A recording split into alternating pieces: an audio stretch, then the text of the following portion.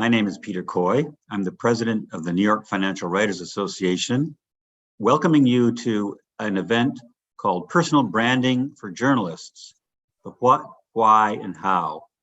It's another one of our great video seminars, and I really hope that if you're not already a member of the New York Financial Writers Association, you will join soon so you can get notified about even more great content.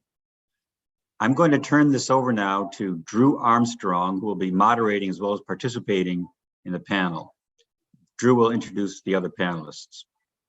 Drew is a healthcare journalist with more than 20 years of experience.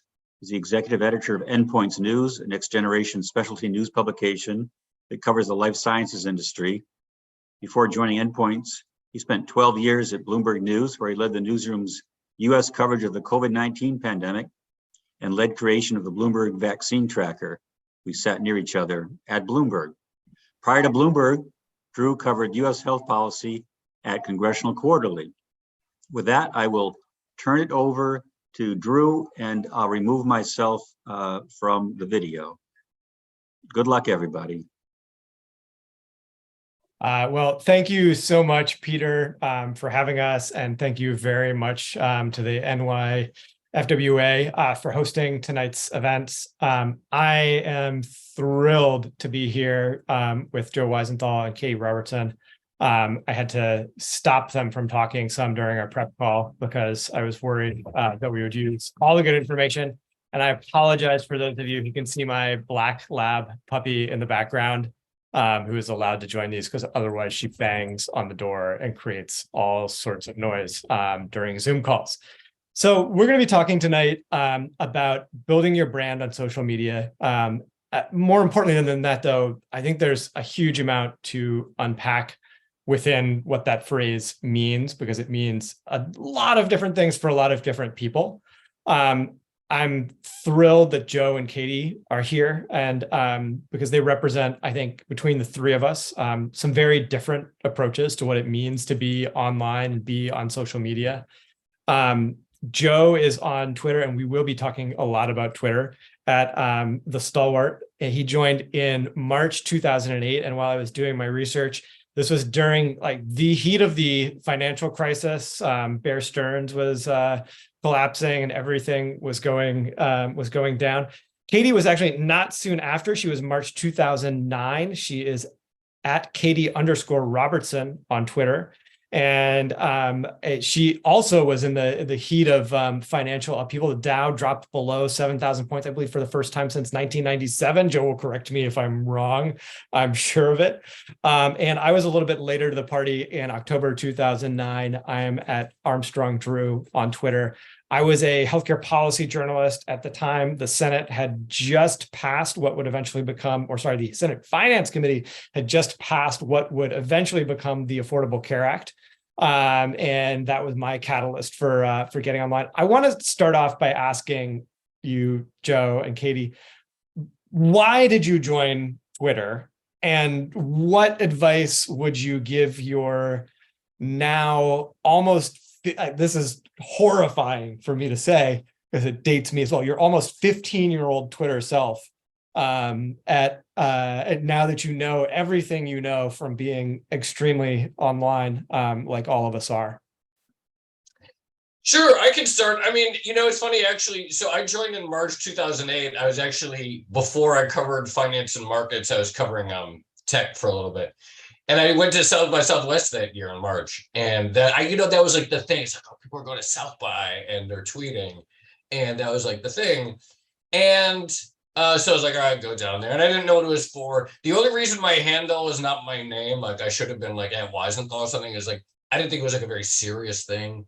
The Stalwart was my name, my old blog. So I didn't think, like, the key thing even back then was that I did not have any assumption that this was going to be an important professional thing at the time. And I think that's like one of the defining features of, like, you go back and you see like all those old tweets. It's like a cliche. It's like, oh, I had oatmeal for breakfast. Because like that's like what we thought like Twitter was for, and just sort of like random stuff. It's like, I'm stuck at the airport. At one time I like live tweeted like a game of like poker. I was playing just like random stuff. But it is true that March 2008 is when Bear Stearns collapsed. And that was really powerful. It was just a couple weeks or like a few days after I got on. And even in those early days, there were people who were very knowledgeable about finance. When I remember JP Morgan, they made a $2 a share offer to Bear Stearns. People, what? This can't be right. It must be $20. The $2 number can't be right. And even in those early days, there were really like smart people who was like, no, this is what's going on. It's $2. Like, this is what's happening. This is real. And they were starting to explain it. And instantly, like I got like, oh, this is pretty wild. There are the access to intelligent people from very beginning, expertise, and I know we'll talk more about that, was like evident from day one. But if I go back, I would have probably picked a different handle that I might have like used professionally rather than like just sort of like this throwaway handle on my own blog. But that was why I got on, because it seemed like what people were doing, and from the very beginning, there was interesting stuff there. Katie, you have a very professional handle. It is your name. People can find it. Talk to us. What were you doing in March of 2009, and why did you join Twitter? What did you think was going to happen, and what would you tell yourself now with all you know? It's so long ago, isn't it? You know, I was in university in Australia at that point, so I'm fairly sure that in some seminar they probably told us that it was something we should be on as new baby journalists. I'm sure that's why I joined, and thankfully was smart enough to grab my name, and which is a lesson for all future platforms, to try and get your name as soon as you can. But I can't say it had a big part of my life for years. I don't know if we were a little behind in Australia. It didn't quite pick up as quickly as it did in the US, I guess. We were following what was happening in the US and the rest of the world, but it I guess as the years went on and as I became a professional journalist, it became a more important part of, my job, really. So I want to stay with you. I mean, you're a media reporter at the Times. And so I presume you use Twitter in lots of different ways. You have about 15,000 followers. Do I have this correct? Okay. So what is all of this any good for? What is I think we have 3 people here who are in their tiny corner of the world in some way, a little bit internet famous to, a small to medium number of people. What is the utility of that in your professional setting? I mean, I can tell you, for me personally, it doesn't get me recognized in public, even in the settings where I tend to be in a professional world. It does. What is the utility of this for you? Yeah, sure.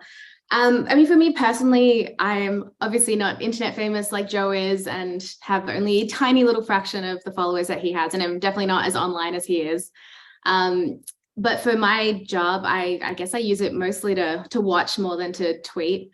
I'm keeping track of the conversation, seeing what people are talking about. And I use it really for sourcing a lot. It is a great way to connect with people. It is easy access if you can, slide into someone's DMs for work in a way that even LinkedIn, InMail, which I'm sure we've all done that seminar, so we get the free year, isn't quite the same. Like you really get a faster response on Twitter. It's just a good way to get story ideas as well. And it is interesting. I think we all, when we talk about building a brand as a journalist, there are so many different kinds of journalists and different, some people are more outward facing. For me, I just want to make sure that people can access me, and that if they look me up on Twitter, my DMs are open, they can DM me and they can find me. Like, my email address is there, they can get in touch. That is my main goal, is that there's a place for me, if you Google me on the internet, that potential sources can email, and readers too, if they want to complain. I should also know that I feel like you guys both have this wonderful floral background. I noticed that. I don't think there's like a tiny dying plant somewhere back there. So I will do better next time. But Joe, let me turn to you. I mean, You have a very, I think, different Twitter personality than any of us. Like, you are one of these people that I almost would say, like, that guy is really good at Twitter and what that means. And I do want to talk later about what it means to be good at Twitter, because I think it means a lot of different things. But what is the utility you get out of this I think you're clearly having a good time, and I think that there's a lot of value in that. But Yeah. as a journalist, as someone who runs a super interesting podcast that I listen to all the time and tell people that they should listen to, Odd Lots, we'll do the plug right now. What is the utility that you get out of being on Twitter, just as a journalist or as a collector of ideas? Yeah, it's a few things, and I do have a good time. Like I find it fun. I find it really fun to talk to people. I find it really fun to like hear from people, joke around with people about, and especially like people with expertise. Like in our podcast, we cover some things that are like very like sort of broad and that everyone's sort of aware of, like what's going on with inflation and the Fed, and then we sometimes like cover more niche things like trucking like a recent episode that we did about the way in which over time the manufacture of trucks in the United States has changed. And to me, like there's a couple things, like whether it's Twitter or writing or podcasts, like I feel part of my job is to like convince you, the reader, or convince you, the listeners, like I found this interesting and I want to convince you that it's interesting. And I want you to be excited about it as well. Maybe it's something you never thought about. Maybe you never really thought you were like interested in some piece of economic data. Maybe you never thought you're interested in this. Let me see if I can sell you on this as like an interesting thing that you should devote a little bit of brain power to. And so part of like, to me, the fun of Twitter is like that practice, like the sort of extension of that. Like this is interesting, engaging stuff, even if you hadn't realized it previously. Also like Katie was saying, it's such an enormous, but seeing what people talk about, I just find to be like incredibly helpful. It doesn't mean that like, oh, people are talking about X, so you have to like jump on it, but I still like find it very helpful. And if I were to give people advice, like if there's one reason for like a journalist to be on Twitter, it's not even to tweet, it would probably just be to like pay attention to that. And then I also have DMs open, and it's like a steady stream of that person was really interesting. This would be an interesting follow-up. That person didn't know what they were talking about. You should talk to this person instead. And that I just find to be very helpful as well. It's funny, really the least valuable thing about Twitter, and I think almost most journalists would say this, is like inbound links. Like, like every media organization will say, yeah, Twitter's like not that important from like a click perspective or a download perspective. So, we tweet our podcasts and stuff like that. It's really like not that important for that. And so when I think about like, with the Elon takeover of Twitter and all this anxiety, it's like, oh, is it going to collapse, or is something going to radically change? The thing that makes me more anxious than anything else is not even like being able to like promote our stuff. Plenty of ways to do that. It's really just like that access that I had, that like sort of like inbound feed of like experts, niche, some of whom are anonymous or pseudonymous, etc. People I've learned a ton from over time. And more than anything, that would concern me. That would be the number one, losing that would be the number one thing that would concern me. I do want to talk about how Twitter is changing later, and we will get there. Yeah. I also want to remind our audience right now, you can ask questions and we will do our very best to answer them if you use the Q&A function and pop questions in there. Our organizers will keep an eye on things, and we'll do our best to get to some of the things that you might be curious about over the course of our conversation. I want to explore kind of the taxonomy of what it means to be good at Twitter, because I think that there is a virtuous cycle in having a following, because then more ideas come inbound to you, and I think it can help you be sourced and be thought of as an authority. And Joe, you mentioned this, that Twitter does not drive traffic. Yeah.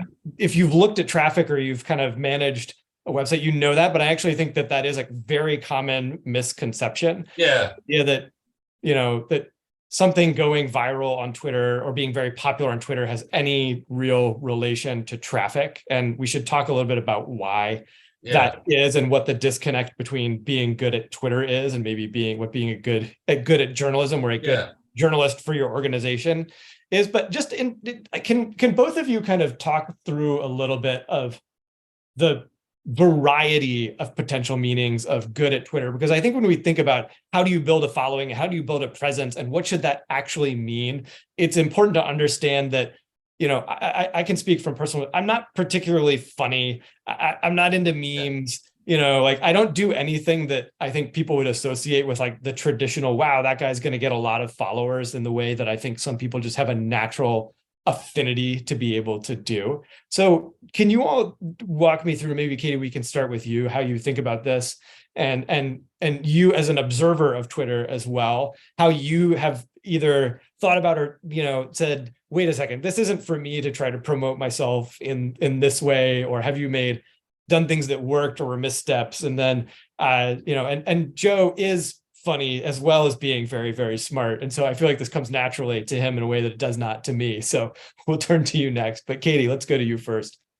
Yeah, sure. I mean, I think that if you could figure out exactly how to be good at Twitter, many newsroom managers would buy that formula from you, because has bedeviled everyone. I mean, there's like the tension between having personality and a voice and, being funny enough or engaging enough or provocative enough to be worth following and, worth reading, and also, towing the line of what your newsroom finds appropriate or finds to be fair. I think there's always that tension, and we've seen it play out a number of times where people who are great follows on Twitter perhaps have run afoul of their newsroom social media policy. So I can't think of any examples. Yeah. None just spring to mind. I think that the people who are best at it, I mean, again, it's kind of changed over the years as well, because like there were people you wanted to follow because they were live tweeting every single moment of something. But do we really do that as much now? Probably not quite.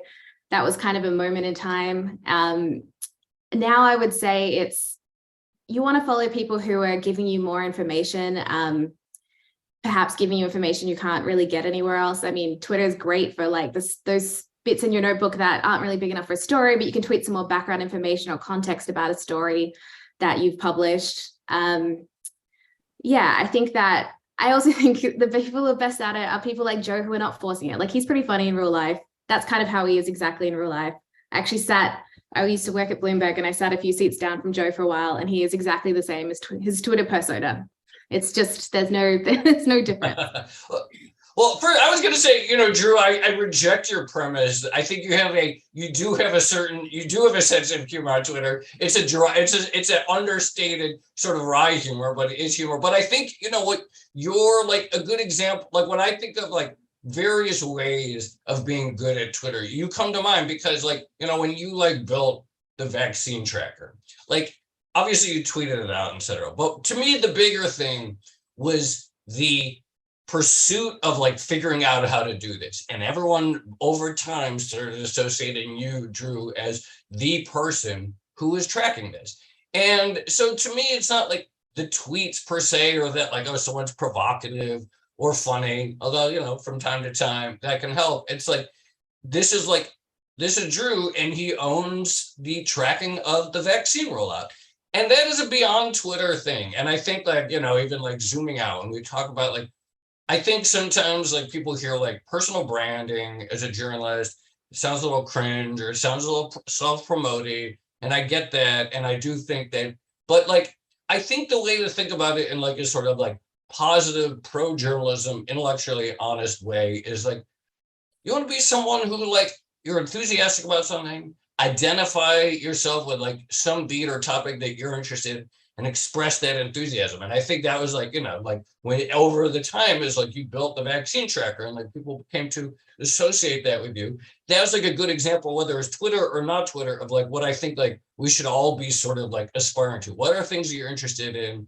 How do you, how do you become like that person who like is like, yeah, I want to follow them. I want to see what they're up to as they track this story. And look, it is totally true that there are many people who like can't find that line between like they want to be provocative and then they blow themselves up in some way, or they say something very regrettable and they create some sort of like maelstrom for their newsroom. And I don't think, as Katie was saying, like if you could just like write out the rules to like always avoid that, like everyone would love that, because you can only like intuit it. But to my mind, the number one thing like that I try to like think of is just like, sort of like good faith engagement with people and intellectual honesty. And I think like when, like journalists like get in trouble, it's not even because they have views or like opinions. Like we're all human, of course, like we have opinions. It's like when they start being on a team, being intellectually dishonest, perceiving other people as being like sort of like your opponents in some way because you're like pushing some agenda. I really think like if you don't do that, you like sort of like avoid like probably like 95% of the problems that journalists get into on social media, etc. And so I think that like engage, intellectually honest, good faith engagement, whatever that means for the circumstances. Some people's beats maybe are inherently more political, some are more disputes, but in all of our beats, whatever they are, there's different perspectives and different angles on a story, and people have like different camps and views. And I think like if you sort of go into it with that view that like sort of open engagement, that will spare you and your managers a lot of trouble. Can I ask you all? I mean, I obviously used to be a part of Bloomberg for a very long time, where we had some relatively strict Twitter rules. And since you all have kind of brought this tension up of, how do you all think about, or, to the extent that you do think about, the rules that your organization hands down? Because I think one of the things that we have seen as journalists, as, we in many cases work for these, very large bureaucracies in some ways that are crafting policies that have to go through a lot of legal review and HR review. And, and I think are often, frankly, at their heart, well-intentioned, but then people often look at it and say, well, wait a second, I'm just going to get myself in trouble. And they look at the examples of people who have blown themselves up on Twitter and say, this just isn't worth my time because my organization is going to fire me the instant I try to say something even a little bit interesting, or I'm going to get myself canceled if they don't do it. So how have you all thought about navigating the rules that kind of get handed down from above? And maybe if you can both kind of give a brief 10-second overview of what those rules are like at your organization, and how you kind of walk, if you think about walking the line, how you walk it. Well, at the Times, we had a new social media policy handed down mid last year, I think it was, which basically said you do not have to tweet if you don't want to. You do not have to feel obliged to be on Twitter. And there wasn't a rule before that you had to be on Twitter, but I think most reporters, like you're saying, felt that as a journalist, you really should have a profile and be active because it's good for the brand and good for your reporting. In my view, for news organizations, the rules are really for like that 5% of people who just can't quite find the line intuitively, which I don't think is everyone. I really think most people as journalists can quite clearly, most of us know, like maybe that is better in a group text. Maybe that's not a good tweet. Send it to your friend. I don't understand why more people don't do this. Just like, you don't need to tweet everything you think. But then there's always some people who find that line a little harder to intuit. I don't think social media should be scary. I mean, yes, we've all seen the horrible cases where people have almost ended their careers or have lost jobs or have, caused strife in different ways. But I think that if you're guided, like Joe's principles are great. And also if you're thinking of it as something that really you should be using strategically for your reporting, really. That's how I think about Twitter. I mean, is it strategically helping me or my organization if I'm tweeting about something that I don't cover? It's not my beat. Maybe I have views on it. Is it going to help my colleagues who are the ones actually doing it and the ones dealing with those sources? Maybe not, probably not. So maybe I just don't tweet it. Or for my beat, is it going to help if I, have lots of opinions on everything? Probably not. So I just, I think that's kind of Yeah.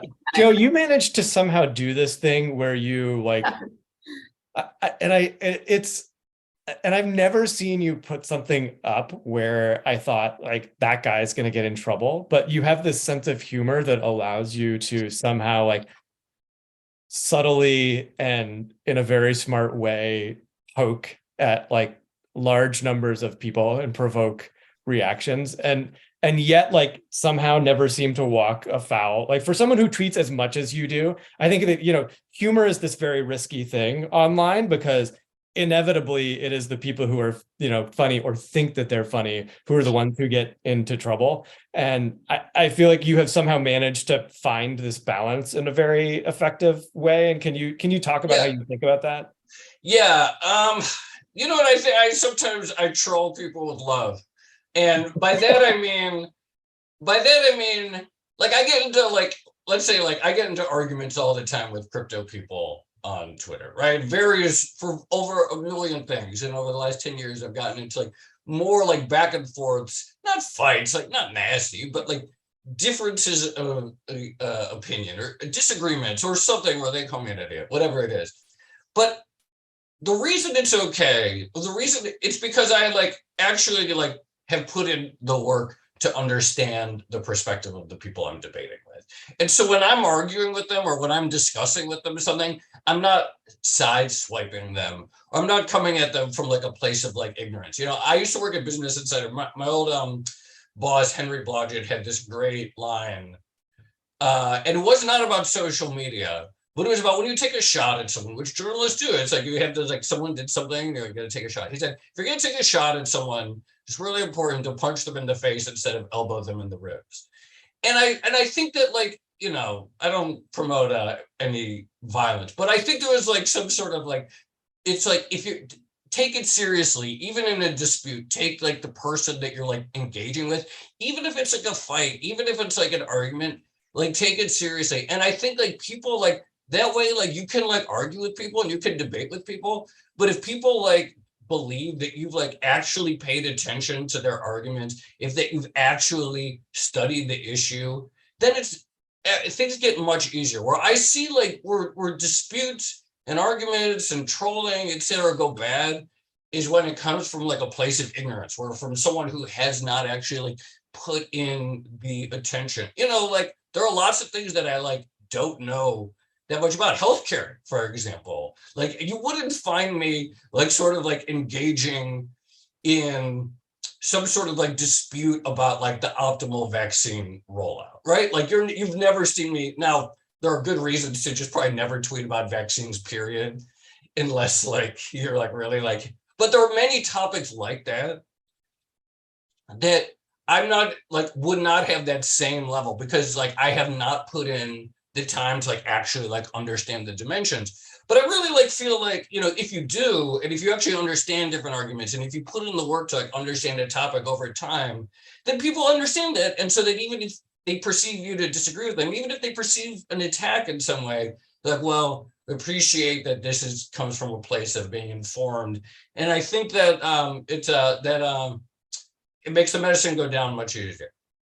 Katie, I want to turn to you because I mean, and I know Joe has seen this happen as well. Like when you're a white man on Twitter and you can like, you know, like you live a much easier life than do most of the women journalists I know on Twitter.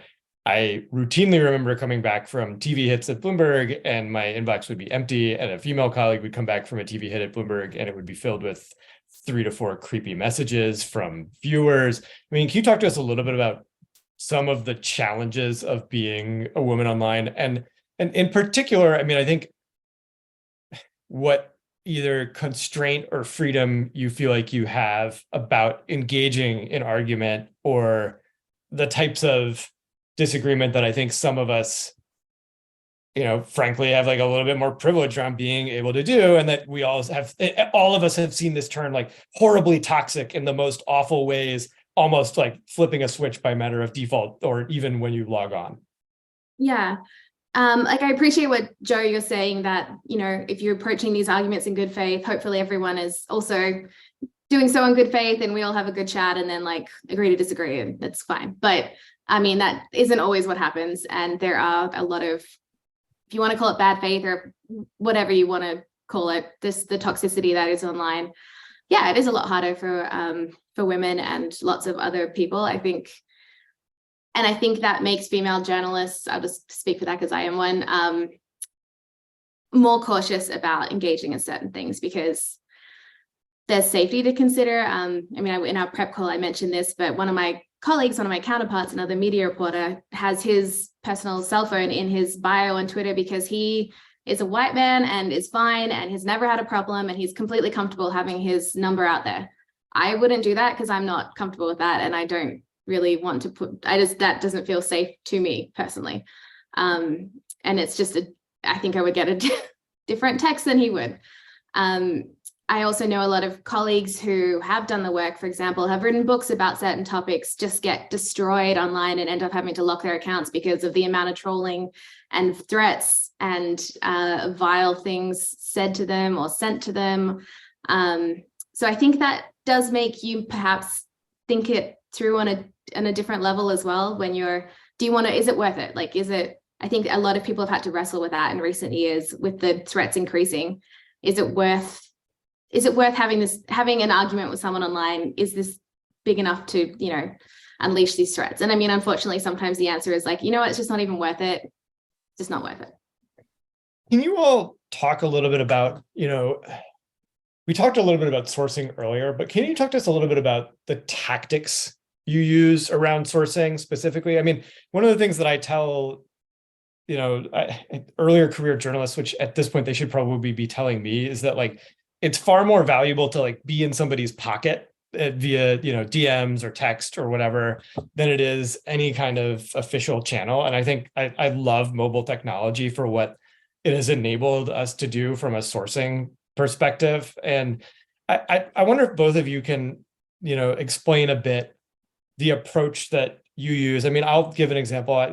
Joe, you mentioned the vaccine tracker, and I would see all these responses, and I would always look for new follows when I tweeted something out about a very specific subject and that was somehow useful and maybe had gotten picked up a little bit. Because often one of the things I found was that the people who were following me were, government workers at some agency that I was tweeting about. Or they worked at some pharma company that we were covering, and that information wasn't always in their bios. But if you went back and cross-referenced their names to LinkedIn profiles, you could see this, follow them back, and start up a conversation. Just to say, hey, like, thank you for following me.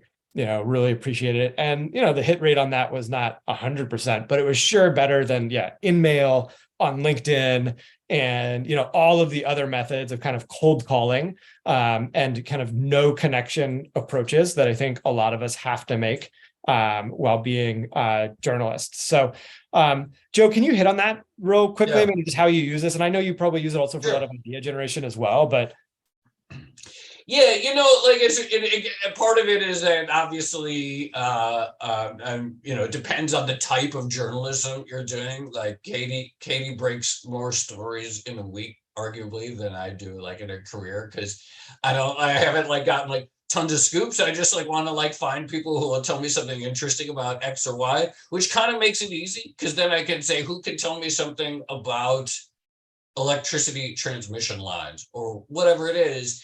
And rather than like, really try to like get something out of someone or whatever. So that's kind of nice. It kind of, but to me, like, again, like this is like where asking people questions, talking, engaging, etc., like creates lots of like positive feedbacks. Like people really like explaining things. People like correcting you. People like correcting me when I'm wrong, which is frequent. And that often is a good source of like, a really good source of sort of source generation is sort of like being wrong on the internet, because that people like to tell you that you're wrong on the internet. And so like I get a lot through just sort of like, trying out ideas and like having the DMs open and following someone. I don't know, it feels like a very organic process to me of just like seeing someone, I've been seeing this name come up a bunch of times. Who are they? People really like telling, I find that people like telling you like that they know someone. People like being a connector, right? Like people like being the nest. They're like, oh, I wouldn't come on, but hey, I know the guy who runs like the biggest, like, egg farm in the Midwest. People love being that guy, like the person who made that happen. And so I think like putting yourself in as many situations like this for the kind of stuff that I like to do, works very well, sort of like just organically. Yeah. You cover a lot of institutions. Yeah, I mean, people who are very online, I assume you're using Twitter all the time from a sourcing perspective. Can you share some of your secrets with the audience? I mean, look, being a media reporter, like Twitter is shooting fish in a barrel, right? That's where all the journalists are. It isn't hard. It's getting handed to me on a platter. I'm very grateful for it, and I don't want it to go away. I think that it's great with having open DMs, and also I pay attention to who follows me. And I will often follow up with an email, or sorry, not an email, a DM, just to thank them for the follow and let them know if they would like to contact me about anything they've got. I'm here, I'm listening, I'm happy to chat. That again is like, you know, throwing spaghetti at a wall because most people don't reply or they don't want to talk to a journalist. That's fine. But I just want to make sure that they have the option. And occasionally people months down the track have taken me up on it and have, you know, used the number I've given them and signaled me or something like that. I also find it really helpful tweeting, like Joe said, he's right that, you know, you're not really generating a lot of clicks on your stories by tweeting them, but people are seeing the headlines. We know no one clicks the link, but people see the headlines, they know what the story is about. And, you know, that also kind of helps to get people interested and people will DM you from that. So that's always been really helpful to me. But here's my other tactic. Anyone listening on this who has hot media goss, my DMs are open. Send it to me. I want to hear it. We have a question from the audience, and I'll remind everybody, if you do have a question, pop it into the Q&A. I am watching, and we are getting to some of these. So thank you. A question we have from about the changes at Twitter under Elon Musk and how that has affected the utility of the site for you, how you use the site. We should talk about how you think about it from a security and source security perspective, because I certainly think about that. What have you noticed about the site that's different since that transition, and how has it changed how you use Twitter? I could start. I haven't changed at all, and I haven't actually noticed that much of a difference. And maybe there are differences going on. You know, every once in a while there seems to be a glitch. I'm sort of like in denial, like, I'm just gonna like, I feel like my, excuse me. I feel like my Twitter is like in one of those cartoons where you just like walk off the cliff and like keep walking for a while. And so like my strategy is to just like keep operating as normal until one day like I log on and it's like all over. But no, in all seriousness, like, I don't know, it kind of seems the same to me. Like, I haven't really noticed that much of a difference and I haven't really changed much. Maybe I should, but I haven't. Have you got your Mastodon username yet? No, I don't have I got it. I've been on once. I couldn't figure it out. And I'm a slave to convenience, especially when it comes to phone and internet related things. And my bar is extremely high for anything that requires even the tiniest bit of work. You know, in all seriousness, like if Twitter were to go away, I might just use LinkedIn a lot more. I mean, I know we were like joking about InMail not being as like great as DM, but like in terms of just like finding random people and like a sort of like, I don't know, I'm sort of like I feel like LinkedIn is this quiet, like no one ever talks about it, but actually there's a bunch of smart people posting on it, professionals. There's no like, it's not very funny. It's not like a fun place, particularly in people who try to be fun, but like there's actually, I don't know, it's sort of like a low-key LinkedIn stan. I will, that's where I'll go. We will talk about LinkedIn a little bit later, but Katie, talk about, I mean, have you rethought your Twitter, aspects of your Twitter use, or what platforms you're on, or does it make you think about security differently? I mean, I can share that, like, conversations that I might have had with a source or pinging someone for information in their DMs, which, I personally would always try to take things into a text or something like that. But seeing what happened with the release of a lot of Twitter information, it is a good reminder that, to all of us, that this is not we don't own our information on there. Oh, totally. I think it's a great reminder for all of us that we really should be doing anything that you're writing down, on an encrypted chat or something like that, because it's so, you just get so comfortable and you just, like no one wants their DMs leaked, which is something we should all be thinking about. But I have to agree with Joe that despite reports of Twitter's demise, it's kind of still the same. I don't know. I accidentally stumbled on that For You tab and that was a confusing time. But other than that, it's pretty, I think we'll just keep using it till things really get bad. But I don't know about the Mastodon migration. I can't fathom the thought of trying to build up another profile again, but some people seem to love it. So, yeah. I will say in that regard, one of the things that I noticed as a healthcare journalist is that a lot of people who were exceptionally useful to me during the pandemic, a lot of experts in public health, virology, a lot of science journalists, those people who I think were the members of that community who were very online during the pandemic and were a really incredibly valuable source of information for me and other healthcare journalists and just the general public. A surprisingly large number of those people have migrated off the platform, which really does feel like a loss. And I see them tweeting less. They seem, the ones, some of the very best, they have gone over to Mastodon. I have no idea if they're actually using Mastodon, but they have departed, and that it's made a dent in how I use the platform, I would say.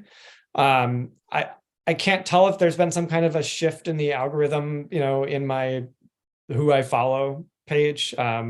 I think there definitely does seem to be a little bit of different behavior around, what the type of engagement that tweets get, which I find very interesting. But I want to use this to pivot a little bit to LinkedIn, because one of the things that I think surprised me was that while Twitter is almost never a driver of traffic, LinkedIn actually can be in some ways, but it also seems to be a much more challenging medium to use and a little bit less intuitive. And as you think about your presence and being a personality, it's something that I have personally never figured out the overlap of, like, if I'm good at Twitter, I'm also good at LinkedIn. And it almost feels like the opposite. And the people who I actually really enjoy some of the stuff that they post on LinkedIn, including one of our former Bloomberg executives, whose name I'm forgetting right now, but they're almost non-present on Twitter, and they don't post the same types of things, and yet have huge followings. Why do you all think that is? I mean, Joe, you've been tempted. Do you think you would be as good at LinkedIn and have as large of a following as you do on Twitter?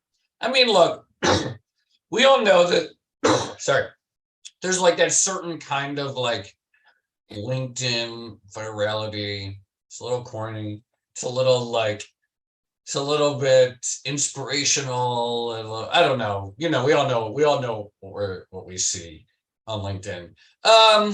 It's not exactly like my tone.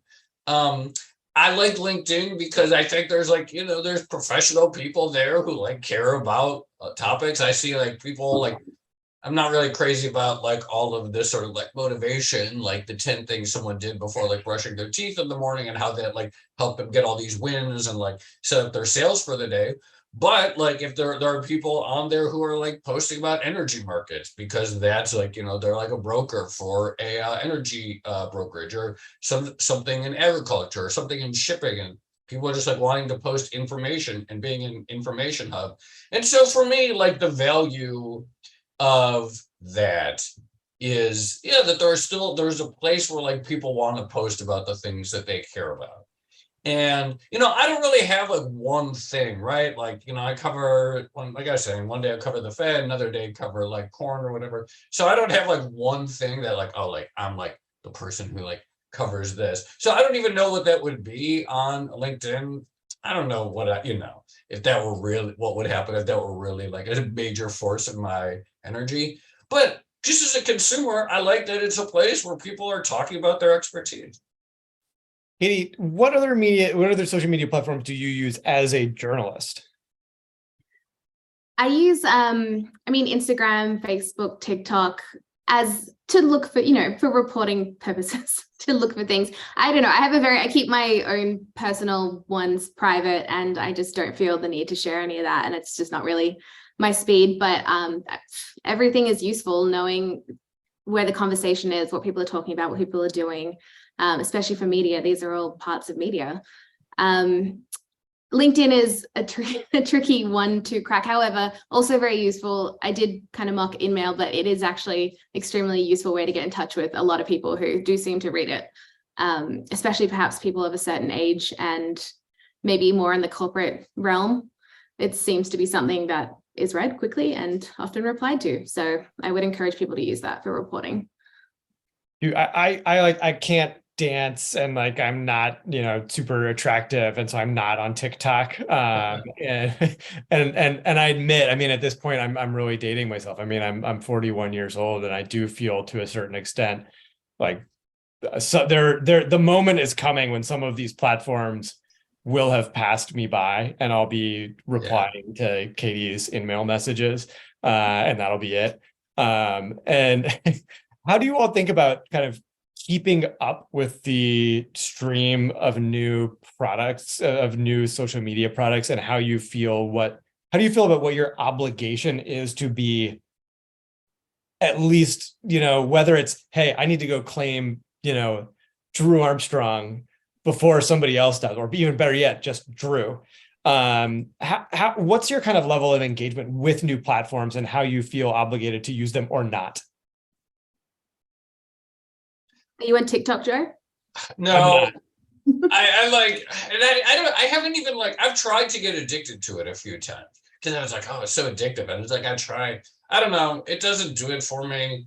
Maybe part of the reason that like I haven't like opened a Mastodon or whatever is just like, I don't want to accept that the day will come in which everyone is on some other platform and I'm the person who like didn't get it and was sort of clumsy about it. It's a matter of time, right? I mean, it comes for us all. So maybe like not engaging on these new platforms is just my way of like, oh, I'm still on the platform that like is like new and cool, and this is where everyone is. I will say one thing though, which is that like I like being a financial writer. I kind of feel like some of the um some of the debates get a little less heated in finance than in other areas. I imagine the debates that we have about like the effect of quantitative easing on, the liquidity in the tips market does not get as heated as a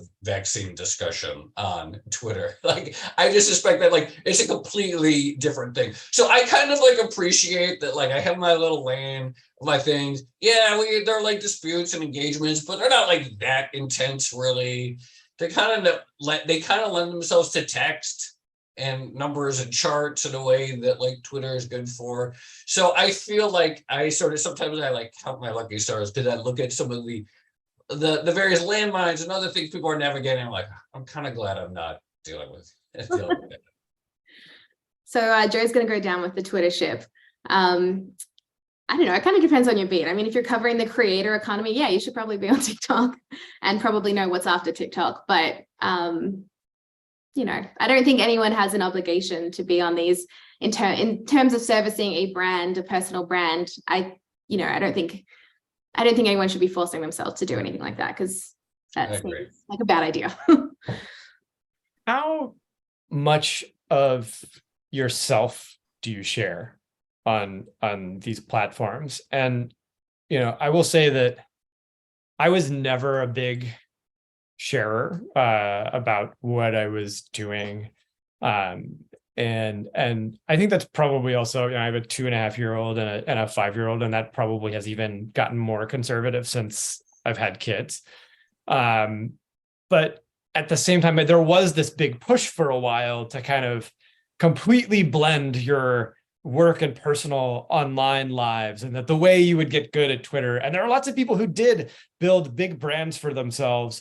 There was a period where like you started as a subject matter expert and then began, offering movie criticisms, and then eventually ended up as a sports journalist, or, one way or the other.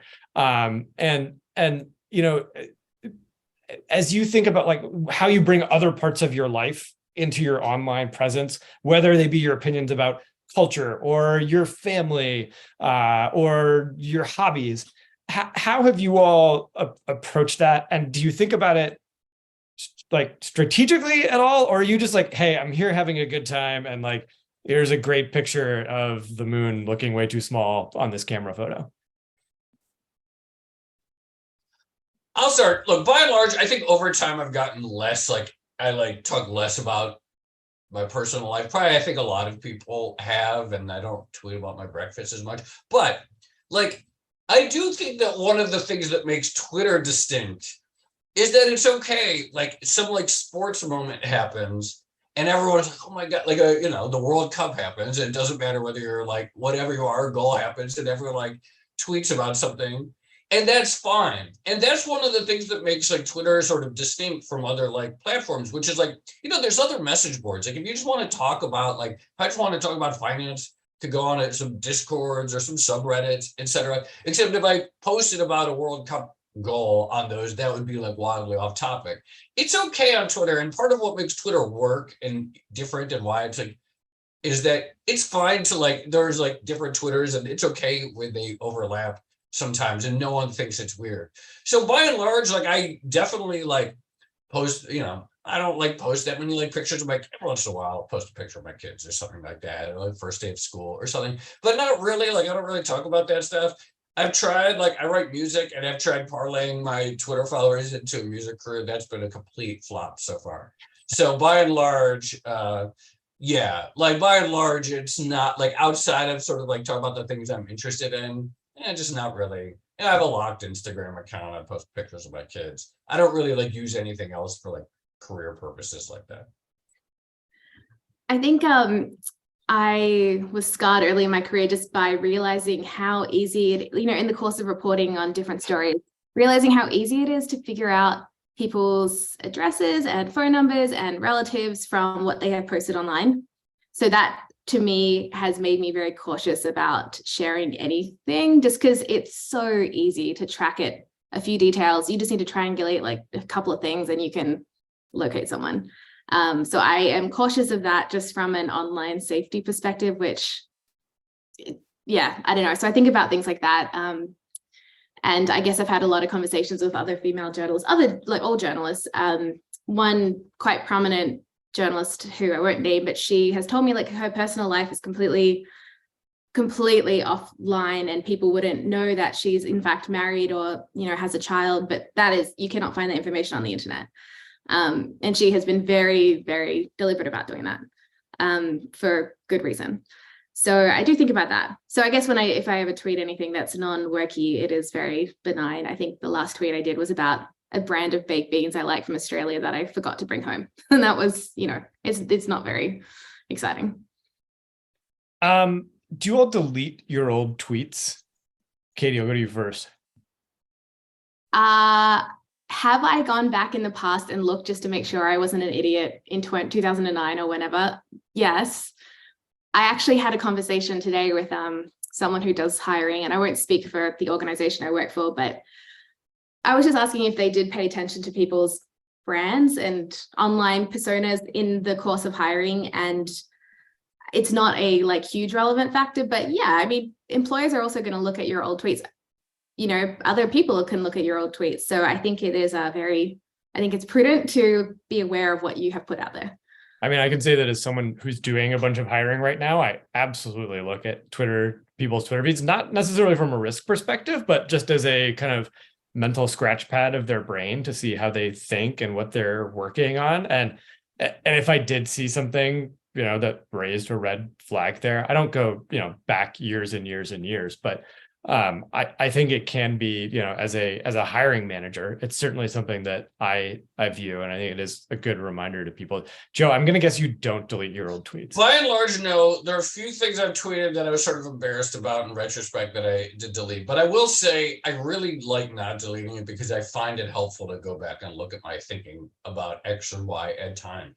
And it's like, to my mind, it's like a helpful, like, it's a time capsule. And what were we talking about the debt ceiling in 2011? What were we talking about in 2013? And what were we talking about the stock market in December 2018? And when the Fed like eased in 2019? These are moments that I often want to like, I want to be able to go back. The ideal, like, what I would like to be able to do is I wish Twitter had a function in which you could like sort of lock like all of your tweets prior to like a certain time, but like selectively like go back and still be able to like find them easily or something like that. But no, like I by and large, I like going back and looking at my thinking from time to time on X or Y. And that's the main reason I don't like go. And I've like tweeted some stuff that is like does not stand up well. I'm like really stupid. And Like really, it was like when people was like, oh, this didn't age well. Like, yeah, that did not age well. But from my perspective, I'd rather, I guess it'd be up so that I could say, yeah, man, that my judgment there on X or Y was totally off, and that's useful information too.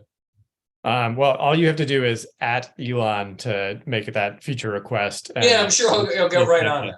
Yeah, we'll see if that gets rolled out. Yeah.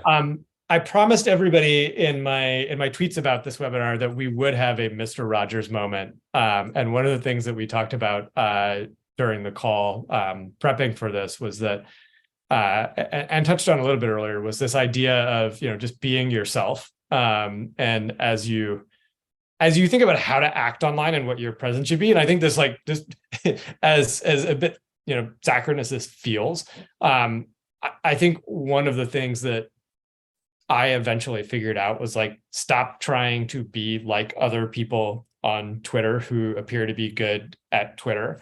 And I just kind of embraced the stuff that I covered and was exciting to me. And I think it was one of the best lessons for how to be good at Twitter. And people, you know, more people started following me and sending me DMs and ideas, and all of those things kind of came with that. I want to get, I'll let you all have the last word as we wrap up here on that idea.